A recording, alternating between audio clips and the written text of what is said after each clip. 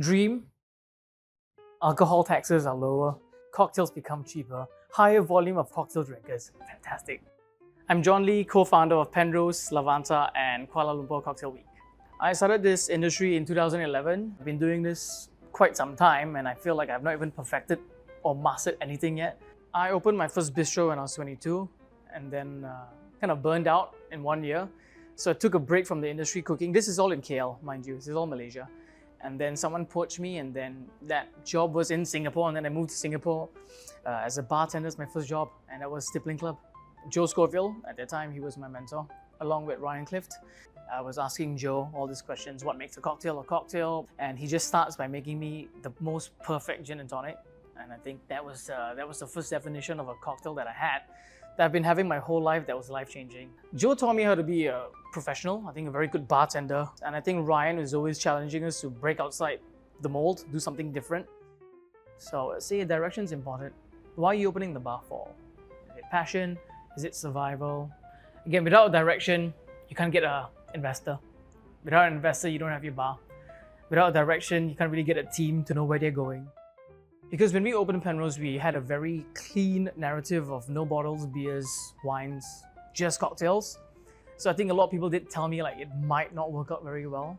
And so far, we've never had to resell bottles or anything. We were just focusing on signature classics and and elevated classics. Best example I can give you is a banana daiquiri. What we do is we take the whole banana, we distill it with rum, we add a bit of sherry, we add a bit of tamarind. We work with flavors that are relative to each other. Don't really need much explanation. When you sip it, you know like that's a banana daiquiri. I think I tried doing one with foie gras. It is good if you have enough high heat to char your foie gras. If not, it just tastes like blood. It's horrible. Cocktail I don't like making, besides a Ramos, I don't know, anything shaken, to be honest. I like shaking, but if you are slammed and there's a lot of people talking to you, generally in guest shifts I would say, and you make a cocktail and you shake, like it's quite hard to navigate. This day and age of bartending is really glorified and it's become so much more professional than what it was maybe 15 years ago. But they tend to forget like this is food and beverage. It is dirty, it is messy. It's not just, what?